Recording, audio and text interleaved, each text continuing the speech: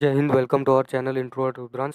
आज आपण जिओग्राफीचं lecture number 2 करू, जिथे आपण सौरमंडळ किंवा सोलर सिस्टम किंवा सौरमाळा याबद्दल डिस्कशन करूयात. आपण मागच्या लेक्चरमध्ये सनला कंप्लीटली क्लिअर केलं होतं, की सनचं स्ट्रक्चर कसं आहे, त्याचं ॲटमॉस्फिअर कसं आहे. त्यापूर्वी आपण बऱ्याचशा कन्सेप्टवर पण डिस्कशन केलं होतं.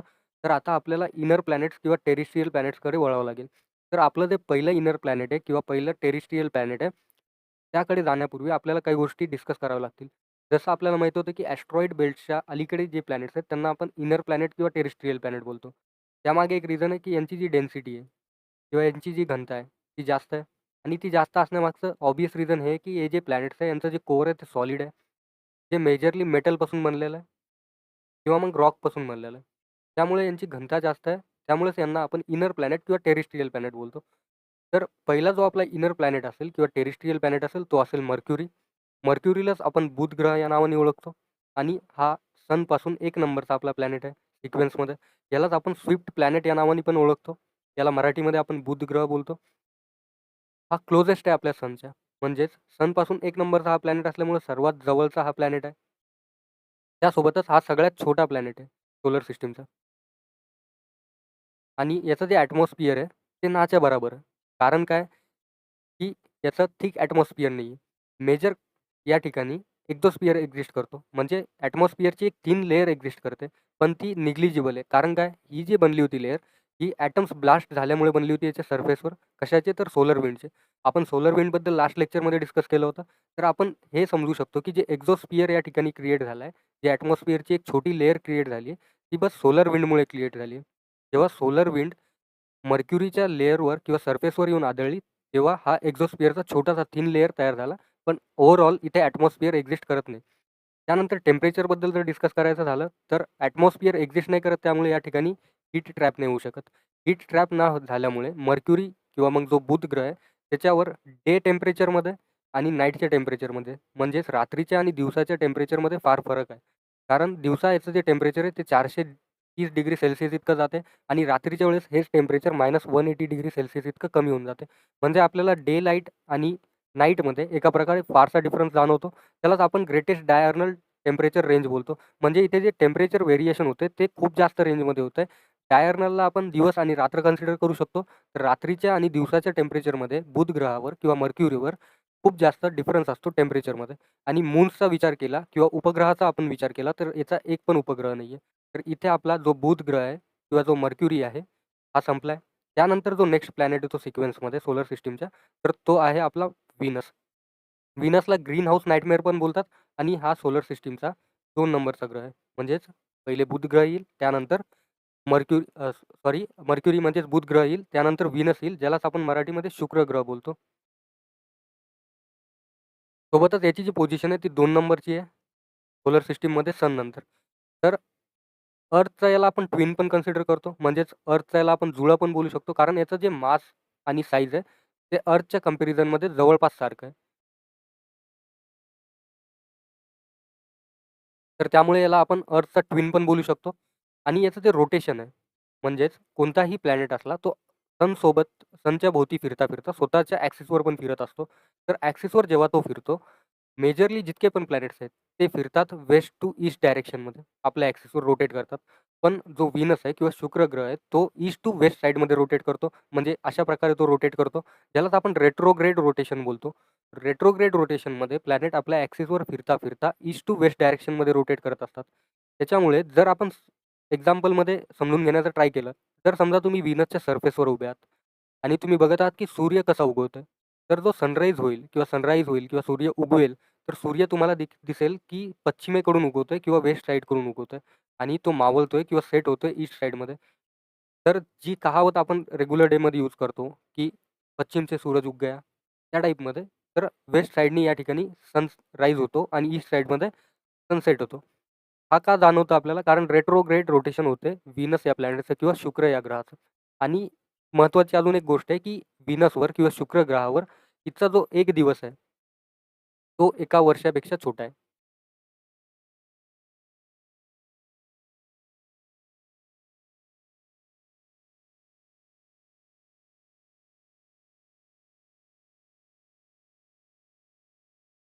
कारण याची जी रोटेशन स्पीड आहे आपल्या ॲक्सिसवर ती खूप कमी आहे, स्लो आहे. म्हणजे अर्थच्या कंपॅरिझनमध्ये किंवा अर्थवर जे दिवस आहेत, डेज आहेत, त्याच्या कंपॅरिझनमध्ये आपण जर कंपेअर केलं, तर त्याचा 1 दिवस, व्हीनसचा 1 दिवस 243 दिवसा इतका असतो. पण त्याचा जो 1 वर्ष आहे, तो 225 दिवसा इतका असतो. म्हणजेच व्हीनसवर जो 1 दिवस असेल, तो एका वर्षापेक्षा पण छोटा असेल. म्हणजे 1 वर्ष आधी कंप्लीट होईल आणि 1 दिवस नंतर कंप्लीट होईल. जर ॲटमॉस्फिअरचं बोलायचं झालं, तर याचं जे ॲटमॉस्फिअर आहे, ते एक्स्ट्रीमली थिक आहे. म्हणजे खूप जास्त घनदाट याचं ॲटमॉस्फिअर आहे. त्याचं कंपोझिशन मेजरली 96% कार्बन डायऑक्साईडचं आहे. सेकंडली याचे जे क्लाउड्स बनलेले आहे, इथे जे ढग आढळतात, ते सल्फ्युरिक ॲसिडमध्ये H2SO4चे बनलेले आहेत. त्याच्यामुळे काय होतं, तर जे टेम्परेचर आहे या प्लॅनेटचं, ते ओव्हरऑल राईज होतं. कारण जिथे पण कार्बन डायऑक्साईडचं प्रमाण जास्त असेल आणि ॲटमॉस्फिअर थिक असेल, त्या ठिकाणी हीट जी येते सनरेजमधून किंवा सनलाईट जेव्हा पडते, त्याच्यामध्ये जे हीट रेडिएशन येतं, ते आतमध्ये ट्रॅप होतं, बाहेर येऊ नाही शकत परत. त्यामुळे इथचं ओव्हरऑल टेम्परेचर वाढून जातं. आणि सल्फ्युरिक ॲसिड काय करतं, याचा अल्बिडो जास्त असतो, म्हणजे रिफ्लेक्टिव्हिटी जास्त असते. तर त्या रिफ्लेक्टिव्हिटीमुळे हे खूप जास्त चमकते किंवा रिफ्लेक्ट करते. त्यामुळेच या प्लॅनेटला मॉर्निंग स्टार किंवा इव्हनिंग स्टार बोलतात. ओव्हरऑल जसं आपल्याला माहिती आहे, की ॲटमॉस्फिअर खूप जास्त थिक आहे आणि कार्बन डायऑक्साईडने बनलेलं आहे. सोबतच H2SO4चे या ठिकाणी क्लाउड आहे, मध्ये सल्फ्युरिक ॲसिडचे क्लाउड्स आहेत. ॲटमॉस्फिअरिक प्रेशरबद्दल जर बोलायचं झालं, तर 90 टाइम्स ऑफ अर्थ, म्हणजे अर्थवर जितका ॲटमॉस्फिअरिक प्रेशर आहे, वातावरणाचा जितका दबाव आहे, त्याच्या कंपॅरिझनमध्ये 90 पट जास्त या ठिकाणी ॲटमॉस्फिअरिक प्रेशर एक्झिस्ट करते. म्हणजेच हे इतकं जास्त असते, की जेव्हा आपण 900 मीटर पाण्यामध्ये खोलीवर जातो किंवा खोल जातो, त्यावेळेस जे ॲटमॉस्फिअरिक प्रेशर आपल्याला फील होईल किंवा प्रेशर फील होईल, ते प्रेशर इथचं नॉर्मल ॲटमॉस्फिअरिक प्रेशर आहे, that is 90 times of earth. हे एक मेजर फॅक्टर आहे एक्झाम पॉइंट ऑफ व्ह्यूने. आणि टेम्परेचर का जास्त असतं? आपण जसं बोललो, की इथचं टेम्परेचर जास्त असेल. व्हीनस जो आहे तो हॉटेस्ट प्लॅनेट आहे आपल्या सोलर सिस्टमचा.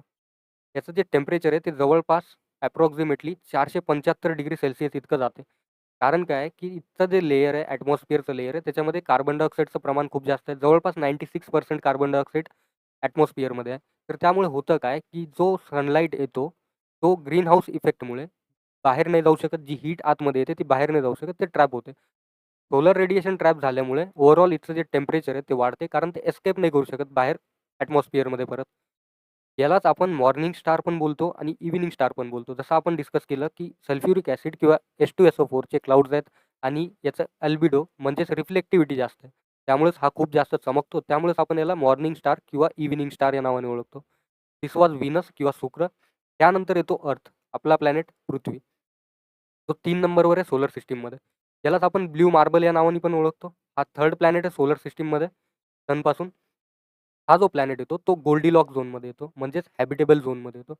गोल्डीलॉक झोन किंवा हॅबिटेबल झोन आपण त्याच झोनला बोलतो, ज्या ठिकाणी जीवन निर्माण होऊ शकते किंवा एका प्रकारे जीवन एक्झिस्टन्समध्ये येऊ शकते. कारण हा जो प्लॅनेट आहे, आपला जो प्लॅनेट आहे अर्थ, तो ना जास्त गरम आहे, ना जास्त थंड आहे. त्यामुळे इथे जे पाणी असते, जे वॉटर असते, ते लिक्विड फॉर्ममध्ये एक्झिस्ट करते सरफेसवर. त्यामुळेच एका प्रकारे या ठिकाणी जीवनाची सुरुवात झाली. जसं आपल्याला माहिती आहे, इव्होल्यूशन ज्यावेळेस आपण स्टडी करतो, आपल्याला माहिती आहे, की जितके पण ऑर्गॅनिझम्स आहे, तितक्यांचा जन्म एक्झॅक्टली वॉटरपासूनच झालाय, कुठे ना कुठे पाण्यापासून झालाय. कारण ज्यावेळेस खूप जास्त अनस्टेबल होते, टेक्टॉनिक मूव्हमेंट जास्त होत होत्या, ॲस्ट्रॉइड्स पडत होते, त्यावेळेस एकच जागा अशी होती, ज्या ठिकाणी सेफ्टी प्राण्यांना मिळत होती, दॅट वॉज वॉटर. त्यामुळे वॉटर हा इम्पॉर्टंट फॅक्टर बनून जातो जीवनासाठी कधी पण. पृथ्वीच्या ॲटमॉस्फिअरचा जर विचार केला, तर 78% नायट्रोजन आहे. पृथ्वीचं वातावरण 78% नायट्रोजननी बनलेलं आहे. सोबतच ऑक्सिजनचं जे प्रमाण आहे ते 21% जवळपास आहे. म्हणजेच आपला प्राणवायू, ज्यालाच आपण O2 पण बोलतो. त्यानंतर आर्गॉन जो आहे, तो जवळपास 0.93% इतका आहे.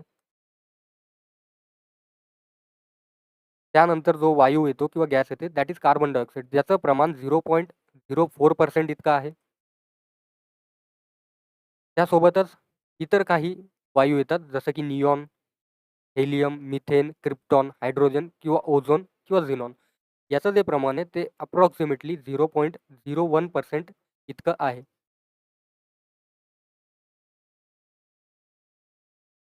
तर पृथ्वीचा atmosphere nitrogen, oxygen, argon, carbon dioxide आणि अदर गॅसेस मिळून बनलेला आहे. याच्यामध्ये एक लाईफ प्रोटेक्टिंग लेयर पण आहे, जो आहे ओझोन लेयर, जो आपल्या अदर फॅक्टरमध्ये येतो.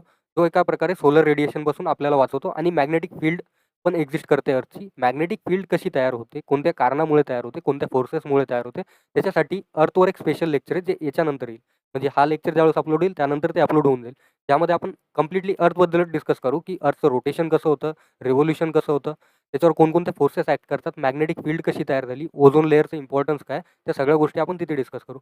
डिस्टिंग्विशिंग फीचरबद्दल जर बोलायचं झालं, तर हा एक मात्र प्लॅनेट आहे पूर्ण सोलर सिस्टममध्ये जिथे लाईफ एक्झिस्ट करते किंवा जीवन एका प्रकारे तयार होते, निर्माण होते.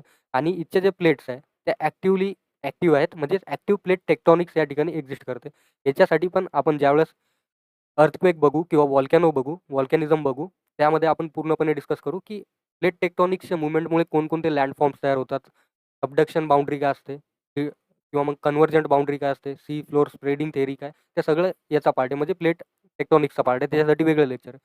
मूनचा जर विचार करायचा झाला, तर एक मात्र नॅचरल सॅटेलाइट आहे, ज्याला आपण मून किंवा लुना या नावाने ओळखतो. त्यानंतर कन्सेप्ट येते एपिहेलियॉन आणि पेरिहेलियॉनची. यासाठी आपण वेगळ्या लेक्चरमध्ये बोलू शकलो असतो, पण लेक्चर्स वाढवण्यापेक्षा आपलं काम हे असलं पाहिजे, की कोणत्या प्रकारे जास्तीत जास्त नॉलेज गेन करता येईल. कारण आपल्याजवळ वेळ कमी आहे, लेक्चर्स खूप जास्त आहे, जे आपल्याला शिकून घ्यायचे, समजून घ्यायचे. तर एपिहेलियॉन आणि पेरिहेलियॉन जी स्टेट आहे, ती जनरली आपण डिस्टन्स दर्शवण्यासाठी यूज करतो. म्हणजे सूर्यामधलं आणि पृथ्वीमधलं जे अंतर आहे, ते एका वेळेवर खूप जास्त असतं आणि एका वेळेवर खूप कमी असतं. जसं आपली अर्थ रोटेट करत आहे, तसं आपल्याला माहिती आहे, की जितके प्लॅनेट्स आहेत, ते आपल्या ॲक्सिसवर रोटेट करतात. सोबत सूर्याचं रेव्होल्यूशन करतात, सूर्याला ऑर्बिट करतात. ज्यावेळेस अर्थ ऑर्बिट करत असते, तर एक स्टेज असा येतो, जिथे अर्थचं आणि सनचं जे डिस्टन्स आहे, पृथ्वी आणि सूर्यामधलं जे डिस्टन्स आहे, ते खूप जास्त असतं, ज्यालाच आपण एपिहेलियॉन स्टेज बोलतो. आणि सगळ्यात कमी जेव्हा अंतर असतं सूर्य आणि पृथ्वीमधलं, त्यालाच आपण पेरिहेलियॉन स्टेज बोलतो. तर एपिहेलियॉन जे स्टेज आहे, त्या एपिहेलियॉन स्टेजमध्ये जे अंतर राहील अर्थ आणि सनमधलं, ते सर्वात जास्त राहील. आणि ते अंतर राहील जवळपास 150 मिलियन किलोमीटर्स इतकं. त्यानंतर पेरिहेलियॉन स्टेज येते. पेरिहेलियॉन स्टेजमध्ये सूर्य आणि पृथ्वीमधलं जे अंतर राहील, ते कमी राहील. कमी अंतर असल्यामुळे हे जे डिस्टन्स आहे, ते 150 मिलियन किलोमीटर्स वरून 147 मिलियन किलोमीटर्स इतकं येईल. तर यालाच आपण एपिहेलियॉन आणि पेरिहेलियॉन स्टेज बोलतो. जे पेरिहेलियॉन स्टेज आहे ते आपण इथे बघू शकतो. जे एपिहेलियॉन स्टेज आहे ते आपण इथे बघू शकतो. जसं अर्थ रिव्हॉल्व करत आहे किंवा ऑर्बिट करत आहे सनच्या अराउंड, तर तेव्हा सन आणि अर्थमधलं जे टोटल डिस्टन्स आहे, जेव्हा जास्त असेल त्याला आपण एपिहेलियॉन स्टेज बोलू. जेव्हा ते कमी असेल त्याला आपण पेरिहेलियॉन स्टेज बोलू. त्यानंतर 4th नंबरचा प्लॅनेट येतो आपल्या सोलर सिस्टमचा, दॅट इज मार्स, ज्यालाच आपण मंगळ ग्रह बोलतो. मंगळ ग्रहाला आपण लाल ग्रह पण बोलतो किंवा रेड प्लॅनेट पण बोलतो. त्यासोबतच याची जी पोझिशन आहे सनपासून ते 4th नंबरवर आहे. जसं आपण इथे डिस्कस केलं, की हा 4 नंबरचा ग्रह आहे सोलर सिस्टमचा.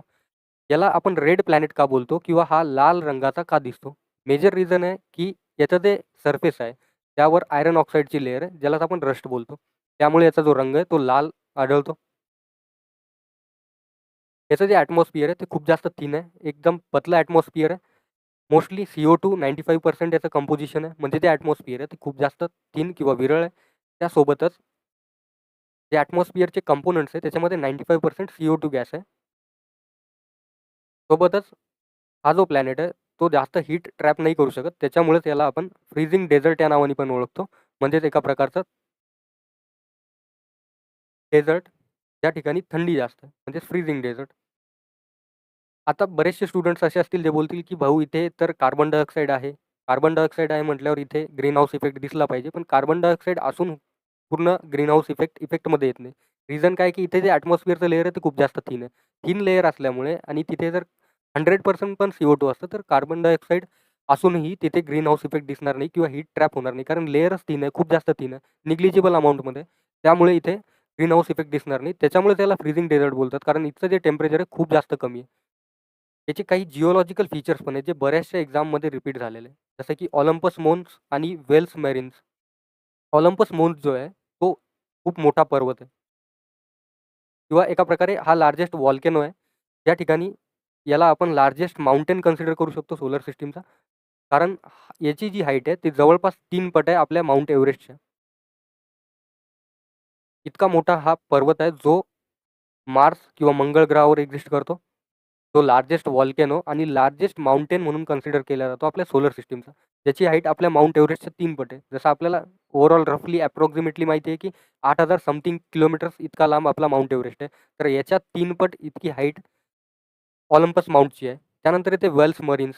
ही एक खिंड आहे. ही इतकी मोठी खिंड आहे जी मार्स किंवा मंगळ या प्लॅनेटवर एक्झिस्ट करते. तर याची जी साईज आहे या खिंडीची किंवा या कॅनॉनची, ती जवळपास पूर्ण USA म्हणजे युनायटेड स्टेट ऑफ अमेरिकाला एका प्रकारे कव्हर करू शकते. तर इतकी मोठी खिंड मार्स या प्लॅनेटवर एक्झिस्ट करते. त्यानंतर मून्सबद्दल बोलायचं झालं तर याचे 2 मून्स आहे. जे इरेग्युलर शेप्ड मून्स आहे, म्हणजे यांचं फिक्स शेप नाहीये, परफेक्टली स्फिअर नाहीये किंवा गोलाकार नाहीये. त्यापैकी एक आहे फोबोस आणि दुसरा आहे डेमोस. फोबोसचा अर्थ होतो फिअर आणि डेमोसचा अर्थ होतो ड्रेड. आणि हे एका प्रकारे कॅप्चर्ड ॲस्ट्रॉइड असू शकतात असं मानणं आहे सायंटिस्टचं, कारण यांचं इरेग्युलर शेप आहे. त्यानंतर येतो ॲस्ट्रॉइड बेल्ट. जसं आपण डिस्कस केलं होतं, की स्टार्टिंगला सन आहे, म्हणजेच आपला सूर्य आहे. त्यानंतर आपला मर्क्युरी म्हणजेच बुध ग्रह आहे. नंतर शुक्र ग्रह आहे, अर्थ आहे, मार्स आहे. याच्यानंतर एक पट्टा येतो, ज्यालाच आपण ॲस्ट्रॉइड बेल्ट बोलतो. ॲस्ट्रॉइड बेल्टच्या दुसऱ्या साईडला ज्युवियन प्लॅनेट सुरू होऊन जातात किंवा आउटर प्लॅनेट सुरू होऊन जातात, ज्यामध्ये ज्युपिटर असतो, सॅटर्न, युरॅनस आणि नेपच्यून. याच्या पलीकडे पण एक बेल्ट एक्झिस्ट करतो, दॅट इज क्विपर बेल्ट. तर मार्स आणि ज्युपिटरच्या मध्ये जो स्पेस आहे, त्याच्यामध्ये हा ॲस्ट्रॉइड बेल्ट एक्झिस्ट करतो. म्हणजे याची जी लोकेशन आहे ती मार्स आणि ज्युपिटरच्या मध्ये, म्हणजेच बृहस्पती किंवा गुरु ग्रह आणि आपला मंगळ ग्रह याच्यामध्ये ॲस्ट्रॉइड बेल्ट एक्झिस्ट करतो. तर ॲस्ट्रॉइड बेल्ट असा रिजन आहे जिथे मिलियन्स ऑफ रॉक फ्रॅगमेंट आहे, म्हणजे पुष्कळ असे मिलियन्स ऑफ या ठिकाणी दगडाचे तुकडे पडलेले आहेत, जे लेफ्ट ओव्हर मानले जातात. म्हणजे एका प्रकारे ज्यावेळेस सोलर सिस्टीम बनत होतं, आपलं सौरमंडळ किंवा माळा बनत होती, त्यावेळेस जे प्लॅनेटचं फॉर्मेशन झालं असेल, त्याच्यामध्ये जे उरलेले दगडाचे फ्रॅगमेंट्स आहे, ते ॲस्ट्रॉइड बेल्ट्समध्ये फिरत असतात. म्हणजे सनच्या अराउंड एका प्रकारे ऑर्बिट करत असतात, पण ॲस्ट्रॉइड बेल्टमध्ये असतात. मग प्रश्न हा येतो बऱ्याचशा स्टुडंटमध्ये, की हे एकमेकावर आदळून प्लॅनेट का नाही बनले? तर सगळ्यात मोठं रिजन आहे याच्यामागे ज्युपिटर म्हणजेच गुरुग्रह. ज्यावेळेस ज्युपिटरची ग्रॅव्हिटेशनल पुलमुळे एका प्रकारे हे जे ॲस्ट्रॉइड्स आहेत किंवा हे दगडाचे मोठे-मोठे फ्रॅगमेंट्स आहेत, ते एकमेकावर आदळण्यापासून वाचतात, कोलॅप्स होत नाही आणि एक सिंगल टेरेस्ट्रियल प्लॅनेटचा फॉर्म नाही घेऊ शकत. रिझन काय? ज्युपिटरची ग्रॅव्हिटी. ज्युपिटरच्या ग्रॅव्हिटीच्या इन्फ्लुअन्समुळे हे एकमेकावर कोलॅप्स होत नाहीये आणि एका मोठ्या प्लॅनेटचा फॉर्म घेत नाहीये किंवा एक सिंगल टेरेस्ट्रियल प्लॅनेट नाही बनू शकत. त्यामुळे हे ॲस्ट्रॉइडच्या फॉर्ममध्ये एक्झिस्ट करतात. ॲस्ट्रॉइड बेल्टमध्ये एक डॉर्क प्लॅनेट पण एक्झिस्ट करतो. डॉर्क प्लॅनेटला आपण बुटका ग्रह पण बोलतो किंवा एका प्रकारे असा प्लॅनेट बोलतो जो 3 लॉजपैकी, जे क्रायटेरियाज आपण बघितले काल, त्या 3 क्रायटेरियाजपैकी कोणता तरी एक लॉ फॉलो नाही करणार. तर सेरीज एक डॉर्क प्लॅनेट आहे जो ॲस्ट्रॉइड बेल्टमध्ये एक्झिस्ट करतो. तो लार्जेस्ट ऑब्जेक्ट आहे ॲस्ट्रॉइड बेल्टमधला आणि ग्रॅव्हिटेशनल पुलमुळे आणि याच्या मॅसिव्ह साईजमुळे यांनी एक गोलाकार आकार घेतलेला आहे. त्यामुळे हा एक डॉर्क प्लॅनेट मानला जातो. त्यानंतर जसं आपला ॲस्ट्रॉइड बेल्ट संपला, ॲस्ट्रॉइड बेल्ट संपल्यानंतर असे प्लॅनेट स्टार्ट होतात जे जुवियन प्लॅनेट किंवा आउटर प्लॅनेट्स असतात. जसं आपण कालच बोललो होतो, की यांच्यामध्ये गॅस भरलेले असते. म्हणजे हे गॅसियस जायंट्स असतात. हे डस्ट आणि गॅसचे पार्टिकल्स किंवा मग आईस, मिथेन यासारखे पार्टिकल्स मिळून बनलेले असते. गॅसमध्ये हायड्रोजन आणि हेलियम सारख्या वायू मिळून हे बनलेले असते. आउटर प्लॅनेट जे आहेत ते गॅसियस जायंट्स म्हणून ओळखले जातात. मोस्टली हे हायड्रोजन किंवा हेलियमपासून बनलेले असतात आणि आईसपासून बनलेले असतात. त्याच्यामुळे याला आईस जायंट्स पण बोलतात. याच्यामध्ये हेवियर एलिमेंट्स लाइक वॉटर म्हणजेच पाणी, अमोनिया, मिथेन आणि आईस सारखे कंपोनंट पण एक्झिस्ट करतात. म्हणजेच हे मिळून पण हे प्लॅनेट्स बनलेले असतात. पण ओव्हरऑल जसं आपल्याला माहिती आहे, की या सगळ्या ज्युवियन प्लॅनेटची डेन्सिटी जी आहे, म्हणजेच घनता जी आहे, ती कमी असते. कारण यांचे जे पार्टिकल आहे, त्यांची घनता कमी आहे. जसं की गॅस झालं, ice, dust, methane, ammonia, water यांची डेन्सिटी कमी असते. त्यामध्ये सगळ्यात पहिला जो प्लॅनेट येतो, ओव्हरऑल सोलर सिस्टममध्ये जो 5व्या नंबरचा प्लॅनेट येतो, तो आहे आपला गुरु ग्रह. त्यालाच आपण बृहस्पती ग्रह पण बोलतो. हा जो प्लॅनेट आहे, तो लार्जेस्ट प्लॅनेट आहे आपल्या सोलर सिस्टमचा. याचं मास इतकं जास्त आहे किंवा इतका मोठा हा प्लॅनेट आहे. मर्क्युरी, व्हीनस, अर्थ, मार्स, सॅटर्न, नेपच्यून, युरॅनस हे सगळे जितके प्लॅनेट आहे, यांचं जेव्हा आपण टोटल मास कंबाईन करतो, तरी पण याचं जे मास आहे ज्युपिटरचं ते यांच्यापेक्षा 2.5x जास्त आहे. म्हणजे 2.5 टाइम्स जास्त आहे. इतका मोठा हा प्लॅनेट आहे. याच्या रोटेशनबद्दल जर बोलायचं झालं तर हा फास्टेस्ट रोटेट करतो आपल्या ॲक्सिसवर. म्हणजे याचा जो 1 दिवस आहे तो 10 घंट्यामध्ये म्हणजे 10 अवरमध्ये कंप्लीट होतो. अप्रॉक्सिमेटली 10 अवरमध्ये ज्युपिटरवरचा 1 दिवस कंप्लीट होतो. याच्या रॅपिड स्पीडमुळे याचे जे इक्वेटर आहे, म्हणजेच 0 डिग्री इक्वेटर जे असेल एका प्रकारे ज्युपिटर या प्लॅनेटवर, ते बल्ज झालेलं आहे, बाहेर फुगलेलं आहे. एक फुगवटा निर्माण झालेला आहे ज्युपिटरच्या इक्वेटरवर आणि जे पोल्स आहेत ते फ्लॅट झालेले आहे एका प्रकारे आणि ज्युपिटरचं जे इक्वेटर आहे, ते एका प्रकारे बाहेर आलेलं आहे, फुगलेलं आहे. त्याच्यामुळे ज्युपिटरच्या फास्टेस्ट रोटेटिंग स्पीडमुळे ही प्रक्रिया झालेली आहे एका प्रकारे. ॲटमॉस्फिअरचा जर विचार करायचा झाला तर हायड्रोजन, हेलियम मिळून ॲटमॉस्फिअर बनलेलं आहे. आणि सगळ्यात मोठी जी गोष्ट या ठिकाणी चालते किंवा एक्झिस्ट करते ज्युपिटर किंवा गुरु ग्रहावर आणि एक्झाम्समध्ये पण यावर खूपसे क्वेश्चन्स येतात. तर ते व्हायलेंट स्टॉर्मबद्दल. म्हणजे इथे एक खूप मोठं वादळ चालू आहे खूप वर्षांपासून, हंड्रेड्स ऑफ इयर्सपासून या ठिकाणी एक मोठं वादळ चालू आहे, ज्याला आपण ग्रेट रेड स्पॉट या नावाने ओळखतो. जे ग्रेट रेड स्पॉट आहे तो एक मॅसिव्ह अँटी सायक्लॉनिक स्ट्रोम आहे. म्हणजेच एक अँटी सायक्लॉनिक हे वादळ आहे, ज्याची साईजचं जर आपण कंपॅरिझन केलं तर या वादळाची साईज जवळपास अर्थ एवढी आहे, म्हणजे पृथ्वी एवढी आहे. आणि हे जे वादळ आहे ते जवळपास 100 वर्षापासून चालू आहे. म्हणजे माहिती नाही की किती वर्षांपासून चालू आहे, पण हंड्रेड्स ऑफ इयर्सपासून हे जे वादळ आहे ते गुरु किंवा ज्युपिटर या ग्रहावर चालू आहे, ज्यालाच आपण ग्रेट रेड स्पॉट या नावाने ओळखतो. ग्रेट रेड स्पॉटवर बऱ्याच एक्झाम्समध्ये क्वेश्चन्स येतात. त्याच्यामुळे हा पॉईंट इम्पॉर्टंट होऊन जातो, की गुरु ग्रहावर किंवा बृहस्पती ग्रहावर, ज्युपिटर या प्लॅनेटवर कोणतं व्हायलेंट स्ट्रोम चालू आहे, तर ते ग्रेट रेड स्पॉट हे स्ट्रोम चालू आहे. त्यानंतर प्रश्न येतो, की ज्युपिटर या प्लॅनेटचे मून्स किती आहे?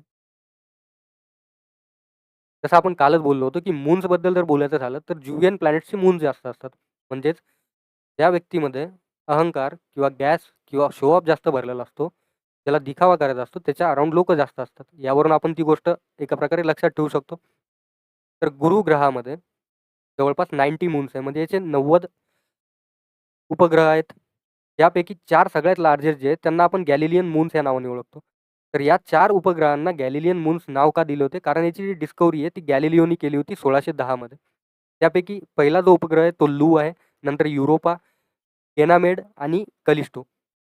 तर हे 4 याचे उपग्रह आहेत. तर लू या प्लॅनेटबद्दल बोलायचं झालं किंवा याच्या उपग्रहाबद्दल बोलायचं झालं, तर हा मोस्ट व्हॉल्कॅनिकली ॲक्टिव्ह सोलर सिस्टममधला एका प्रकारे सॅटेलाईट आहे किंवा मून आहे.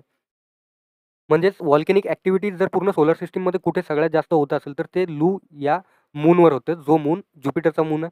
आणि हे होतं का? कारण जे ज्युपिटर प्लॅनेट आहे, त्याच्या ग्रॅव्हिटेशनल टायडिंग हिटिंगच्या प्रोसेसमुळे या ठिकाणी व्हॉल्कॅनिक ॲक्टिव्हिटीज होत असतात. त्यानंतर येतो युरोपा. युरोपा जो आहे, तो नासाचा फेव्हरेट प्लॅनेट आहे किंवा फेव्हरेट मून आहे एका प्रकारे. रिझन काय आहे, की हा जो मून आहे, तो स्मूथ आयसी क्रस्टनी कव्हर झालेला आहे. पण त्याच्या अंडर एक खूप मोठा महासागर दबलेला आहे किंवा सबमर्ज आहे. त्याच्या आयसी स्मूथ लेयरच्या खाली. ज्याच्यामध्ये नासाचा इंटरेस्ट असा आहे, की ते सर्च करू इच्छित आहे एका प्रकारे, की एक्स्ट्रा टेरेस्ट्रियल लाईफ या ठिकाणी एक्झिस्टन्समध्ये आहे की नाही आहे. त्यामुळे युरोपा हा एक इम्पोर्टंट मून बनून जातो ज्युपिटरचा. त्यानंतर येतो गॅनामाइड हा मून. गॅनामाइड जो मून आहे, तो सोलर सिस्टमचा लार्जेस्ट मून आहे. तो इतका लार्ज आहे, की तो बुध ग्रहापेक्षा पण मोठा आहे किंवा मर्क्युरी या प्लॅनेटपेक्षा पण मोठा आहे. त्याच्यामुळे लार्जेस्ट मूनवर जर क्वेश्चन आला सोलर सिस्टमच्या, तर ॲन्सर राहील गॅनामाइड. आणि कोणत्या ग्रहाचा मून आहे किंवा उपग्रह आहे, हे जर विचारलं, तर ज्युपिटर आपला ॲन्सर येईल. यामध्ये परत एक क्वेश्चन म्हणला होता, की ग्रेट रेड स्पॉट कुठे एक्झिस्ट करतो? तर ज्युपिटर या प्लॅनेटवर एक्झिस्ट करतो. त्यानंतर येतो कलिस्टो, जो अगेन एक उपग्रह आहे किंवा गॅलिलियन मूनचा पार्ट आहे. 4 लार्जेस्ट गॅलिलियन मूनचा पार्ट आहे ज्युपिटर या प्लॅनेटचा.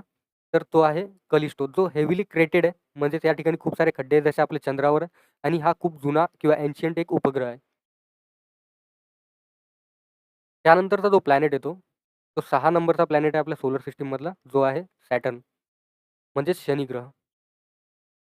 शनी ग्रह जो आहे, त्याला रिंग्ड ज्वेल पण बोलतो. कारण शनी ग्रहाच्या अराउंड आपल्याला एक रिंग स्ट्रक्चर दिसते, त्याला सराउंड केलेलं.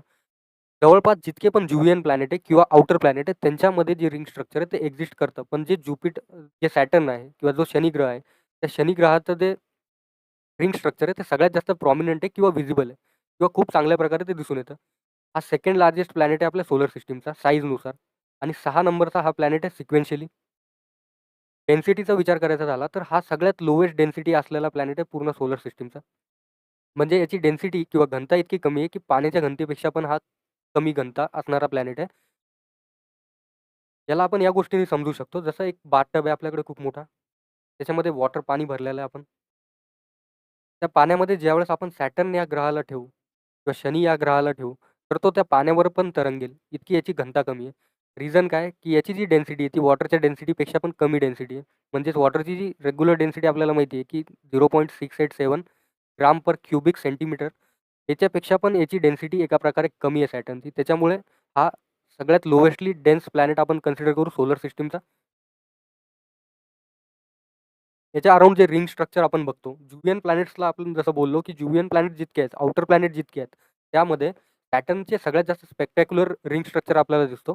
जितके पण आउटर प्लॅनेट्स आहेत किंवा जुलियन प्लॅनेट्स आहेत, त्यामध्ये रिंग स्ट्रक्चर एक्झिस्ट करतं, पण सगळ्यात जास्त व्हिजिबल सॅटर्नचं आहे. आणि हे billions of pieces of water आईसनी बनलेलं आहे. म्हणजे आईसनी बनलेलं हे रिंग स्ट्रक्चर आहे. डस्ट मिळून बनलेलं रिंग स्ट्रक्चर आहे. रॉक किंवा दगड मिळून बनलेलं हे रिंग स्ट्रक्चर आहे.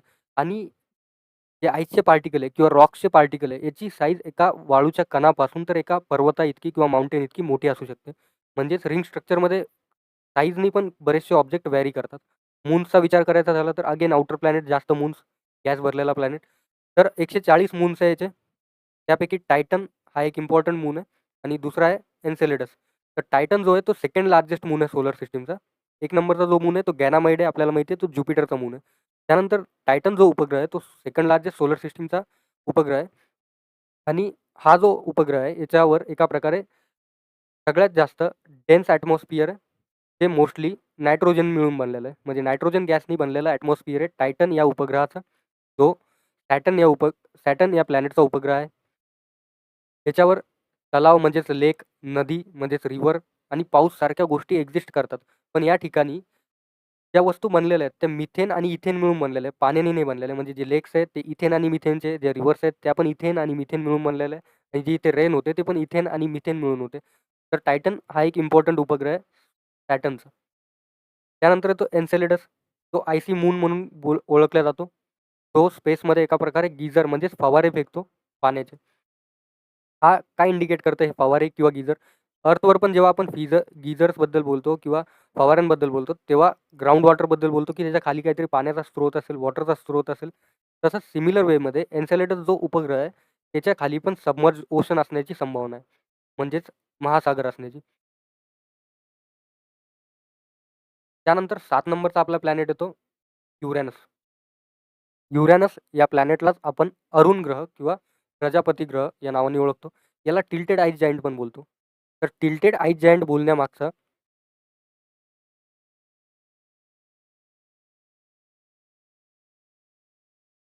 याला टिल्टेड आईस जायंट बोलण्यामागचं सगळ्यात मोठं रिझन काय, की ज्यावेळेस प्लॅनेट आपल्या ॲक्सिसवर रोटेट करत असतात, त्यावेळेस ते एका डायरेक्शनला फॉलो करतात. पण जो युरॅनसचा टिल्ट आहे किंवा जो प्रजापती किंवा अरुण ग्रहाचा जो टिल्ट आहे, तो इतका जास्त आहे, की तो जवळपास 97.77 डिग्रीज टिल्टेड आहे आपल्या ॲक्सिसवर. जसं आपण या डायग्राममध्ये बघू शकतो. म्हणजेच ज्यावेळेस तो सूर्याभोवती ऑर्बिट करणार, ऑर्बिट करताना तो आपल्याला असा ऑर्बिट होताना नाही दिसणार किंवा या प्रकारे त्याचं आपल्याला मोशन नाही दिसणार. तो आपल्याला रोल होताना दिसेल. म्हणजे असं काहीतरी. तर याचं कंपोझिशनबद्दल जर बोलायचं झालं, तर आयसी जायंट हा प्लॅनेट ॲटमॉस्फिअरमध्ये हायड्रोजन आणि हेलियमसारखे कंपोनंट आहेत. मिथेन पण या ठिकाणी एक्झिस्ट करतो. तर मिथेन गॅसचं एक वैशिष्ट्य आहे, की मिथेन गॅस आहे, त्याच्यामध्ये ज्यावेळेस रेड लाईट पडतो किंवा यामध्ये ज्यावेळेस रेड लाईट जातो एका प्रकारे, तर मिथेन गॅस त्याला ब्लू लाईटच्या स्वरूपात रिफ्लेक्ट करते. आणि तुम्हाला पण याच डायग्राममधून ते समजून जाईल. अशाच प्रकारे तुम्ही नोट्समध्ये कन्सिडर करा किंवा मेन्शन करा, ज्यामध्ये तुम्हाला काही प्रॉब्लेम येणार नाही समजण्यामध्ये. तर मिथेन गॅस काय करतो, रेड लाईटला ॲब्झॉर्ब करतो, जसं आपण इथे दर्शवलं. त्यानंतर रिफ्लेक्ट करतो ब्लू लाईटला, जसं आपण इथे दर्शवलं.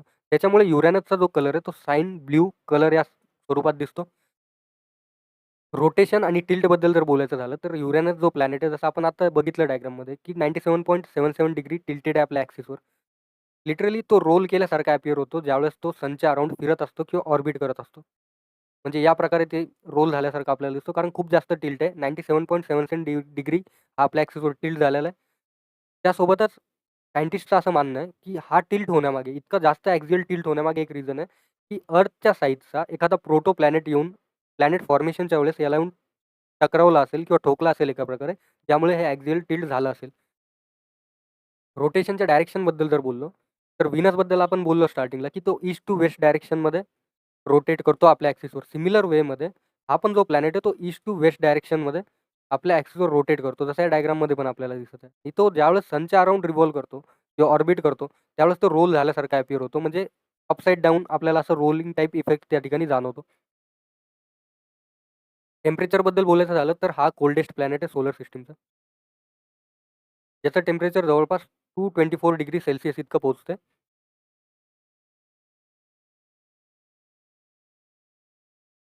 तर हा होता आपला युरेनस.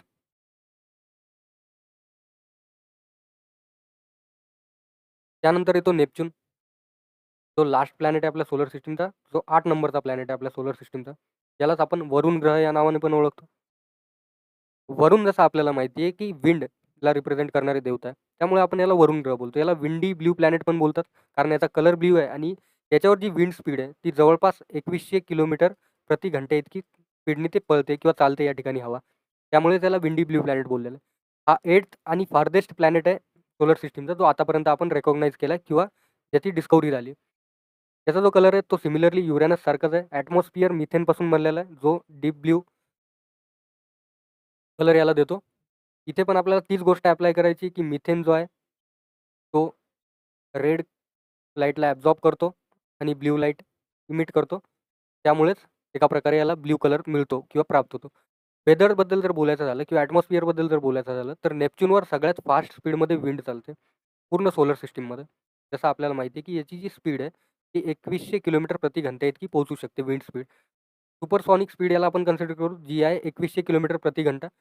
प्रिव्हियसली म्हणजेच याआधी पास्टमध्ये इथे पण एक वादळ चालत होतं. त्यालाच आपण ग्रेट डार्क स्पॉट नावाने ओळखतो. ते वादळ सध्या चालत आहे का? तर नाही चालत आहे. ते ऑलरेडी एक्झिस्ट करत होतं, पण ते आता डिसअपिअर झालंय, गायब झालंय. पण हे जे वादळ आहे ते सिमिलर होतं ग्रेट रेड स्पॉटसारखं, जे ज्युपिटर किंवा गुरु या ग्रहावर चालत होतं. ते आता डिसअपिअर झालंय, ते आता चालत नाहीये. पण इथे पण एक ब्लॅकिश किंवा डार्किश स्पॉट आपल्याला दिसत होता, सिमिलर टू ज्युपिटर्स रेड स्पॉट किंवा great red spot. 14 non moons आहेत त्या प्लॅनेटचे, ज्याच्यापैकी ट्रिट्रॉन हा एक लार्जेस्ट मून आहे किंवा उपग्रह आहे नेपच्यून या प्लॅनेटचा, वरुण या प्लॅनेटचा. आणि टिट्रॉनबद्दल एक इम्पॉर्टंट गोष्ट ही आहे, की टिट्रॉन जो आहे, तो लार्जर मून आहे सोलर सिस्टममधला, जो रेट्रोग्रेड ऑर्बिट दाखवतो. म्हणजेच ज्या डायरेक्शनमध्ये नेपच्यून रोटेट करत असणार. जसं आपल्याला माहिती आहे, की most of the planet west to east साईडमध्ये रोटेट करतात आपल्या ॲक्सिसवर. प्लॅनेट रोटेट करत असताना हा जो त्याचा उपग्रह आहे, जो टिट्रॉन आहे, हा ट्रिट्रॉन याला ऑर्बिट करताना याच्या ऑपोजिट डायरेक्शनमध्ये ऑर्बिट करणार. म्हणजेच रेट्रोग्रेड ऑर्बिट दाखवणार. म्हणजे ज्या डायरेक्शनमध्ये रोटेट करत असणार नेपच्यून हा प्लॅनेट, त्याच्या ऑपोजिट डायरेक्शननी ट्रिट्रॉन हा प्लॅनेट त्याला रिव्हॉल्व करणार किंवा ऑर्बिट करणार. म्हणजे या डायरेक्शनमध्ये जर हा फिरत आहे, तर हा याच्या ऑपोजिट डायरेक्शनमध्ये फिरेल. त्यावरून आपल्याला काय समजून येते, की जो ट्रिट्रॉन हा प्लॅनेट आहे, तो नॅचरली बनलेला मून नाहीये. तो नेपच्यूनच्या ग्रॅव्हिटेशनल इन्फ्लुअन्समध्ये कॅप्चर झालेला एखादा डॉर्क प्लॅनेट आहे, कुइपर बेल्टमधून. ते आपण अंदाजा लावू शकतो. हे होतं नेपच्यून आपलं प्लॅनेट, ज्याच्यामध्ये आपण वरुण ग्रहाबद्दल पूर्णपणे डिस्कशन केलं. तर नंतर येते संकल्पना डॉर्क प्लॅनेटची आणि स्मॉलर सोलर सिस्टममधल्या बॉडीची. डॉर्क प्लॅनेटला आपण बुटका ग्रह पण बोलतो. प्लुटो का डिमोट झाला होता त्याबद्दल जर डिस्कशन करायचं झालं, तर 2006 पर्यंत आपल्या सोलर सिस्टममध्ये 9 प्लॅनेट्स होते, असं आपल्याला माहिती होतं. 2006 मध्ये काही रूल्स आले. ॲस्ट्रॉनॉमर्सला माहिती झालं, की प्लुटो जो आहे, AIUनी काही कॅटेगरी क्रिएट केल्या. 3 कॅटेगरीज होत्या, 3 स्ट्रिक्ट नियम होते.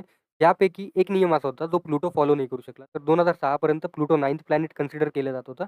जसे-जसे टेलिस्कोप इम्प्रूव्हाइज झाले किंवा इम्प्रूव्ह झाले, त्याच्यामध्ये टेक्नॉलॉजिकल ॲडव्हान्समेंट झाली. ॲस्ट्रॉनॉमर्सला हे माहिती झालं, की ऑब्जेक्ट्स जे आहेत प्लुटो समान, म्हणजे प्लुटो या डॉर्क प्लॅनेटसारखे बरेचसे ऑब्जेक्ट सोलर सिस्टममध्ये एक्झिस्ट करतात. जसं की एरिस झालं, तो प्लुटोपेक्षा खूप मोठा ग्रह आहे किंवा डॉर्क प्लॅनेट आहे. जर आपण त्यांना पण सोलर सिस्टमचा पार्ट जर कन्सिडर करायला लागलो, तर जवळपास आपल्याला 50 प्लॅनेट असे मिळतील, जे सोलर सिस्टमचा पार्ट आहे किंवा प्लॅनेटचा पार्ट आहे. तर आज आपण जेव्हा एम-पी-एस-सीचा अभ्यास करतोय, आपल्याला 8 प्लॅनेट लवकर पाठ होत नाहीत. त्यांची सिक्वेन्स पाठ होत नाही, त्यांचं मोशन किंवा स्पीड पाठ होत नाही. तर आपण 50 ग्रहांचं कधी केलं असतं. तो मजाकीचा विषय. पण एक गोष्ट अशी आहे, की 50 प्लॅनेट झाले असते सोलर सिस्टममध्ये. त्यामुळे डॉर्क प्लॅनेटची ही कॅटेगरी इंट्रोड्यूस केली आणि प्लुटोनी 3rd रूल किंवा तिसरा जो नियम होता, तो नाही फॉलो केला किंवा पाळला नाही किंवा त्या कॅटेगरीमध्ये तो बसत नव्हता. तो होता, की आपल्या सराउंडिंगला, नेबरहूडला क्लिअर करणे किंवा आपल्या ऑर्बिट करताना पाथमध्ये येणारे जे अडथळे आहे, ऑब्स्टॅकल्स आहे, त्याला क्लिअर करणे. प्लुटो ते नाही करू शकला. त्यामुळे तो डॉर्क प्लॅनेट बनला. एक प्लॅनेटचा दर्जा त्याला नाही मिळाला. प्लुटो त्याच्यामुळेच डिमोट झाला होता आणि प्लुटो आयसी बॉडीज ज्या आहेत क्विपर बेल्टमधल्या, त्याच्यामधला एक डॉर्क प्लॅनेट बनून राहिला आणि जो क्विपर बेल्ट आहे, तो नेपच्यून संपल्यानंतर स्टार्ट होतो. जर आपण डॉर्क प्लॅनेट्सबद्दल बोलायला गेलो, जे आतापर्यंत आपल्याला माहिती आहे, तर ॲस्ट्रॉइड बेल्टमध्ये आपण एक सीरीज नावाचा डॉर्क प्लॅनेट बघितला होता. तो लार्जेस्ट ऑब्जेक्ट होता ॲस्ट्रॉइड बेल्टचा. त्यानंतर प्लुटो आहे, जो क्विपर बेल्टचा पार्ट आहे, जो लार्जेस्ट मून आहे, ज्याचा एक लार्जेस्ट मून पण एक्झिस्ट करतो, जो चेरॉन या नावाने एक्झिस्ट करतो. म्हणजे प्लुटो या प्लॅनेटचा एक मून पण आहे, उपग्रह पण आहे, जो आहे चेरॉन. एरिस एक अगेन डॉर्क प्लॅनेट आहे, जो स्कॅटर डिस्कमध्ये एक्झिस्ट करतो. याची साईज प्लुटोपेक्षा पण मोठी आहे. याच्या डिस्कव्हरीमुळे सायंटिस्टला किंवा ॲस्ट्रॉनॉमर्सला असं वाटलं, की जे क्लासिफिकेशन आहे ते प्लॅनेटचं झालं पाहिजे 2006 मध्ये. त्यानंतर ह्युमिया एक डॉर्क प्लॅनेट अगेन आहे, जो क्विपर बेल्टमध्ये एक्झिस्ट करतो. ज्याचा शेप अंडा आकार आहे, म्हणजे एकसारखं आहे. एलॉंगेटेड शेपचा हा एक डॉर्क प्लॅनेट आहे आणि याला हे शेप रॅपिड रोटेशनमुळे मिळालं आहे. म्हणजे आपल्या ॲक्सिसवर जे रॅपिड रोटेशन होतं त्यामुळे याचा असा शेप बनला आहे. त्यानंतर येते माके प्लॅनेट, जो क्विपर बेल्टमध्ये येतो. तो पण एक डॉर्क प्लॅनेट आहे. त्यानंतर क्विपर बेल्ट काय आहे आणि ऑल्ट क्लाउड आहे, हा प्रश्न तर मुलांना येणारच. ऑल्ट क्लाउडबद्दल ज्यावेळेस आपण सनबद्दल डिस्कशन केलं होतं, तेव्हा असं बोललो होतो, की हे सनची थेरॉटिकल लिमिट आहे. थेरॉटिकल लिमिट कशाची? तर सनच्या ग्रॅव्हिटेशनल फोर्सची किंवा ग्रॅव्हिटीची. जिथपर्यंत सनची ग्रॅव्हिटी इफेक्टमध्ये आहे, त्यालाच आपण ऑल्ट क्लाउड बोललो होतो. पण ऑल्ट क्लाउड जे आहे, ते आयसी डेब्रिसनी भरलेला एक शेल आहे, जो आपल्या सोलर सिस्टमला किंवा 8 प्लॅनेट्सच्या सिस्टमला कंप्लीटली सराउंड करतो. आणि याची जी रेंज आहे, ती जवळपास 1,00,000 ॲस्ट्रॉनॉमिकल युनिट्स इतकी आहे.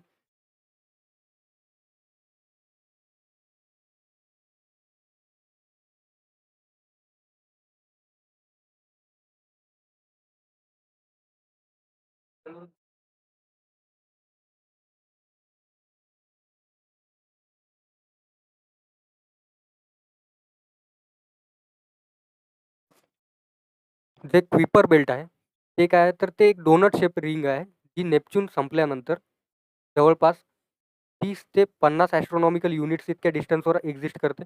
ज्यामध्ये शॉर्ट पिरियड कॉमेट्स आणि बाकी डेब्रिज एक्झिस्ट करते. जर शॉर्ट पिरियड कॉमेट्सबद्दल बोलायचं झालं, तर शॉर्ट पिरियड कॉमेट्समध्ये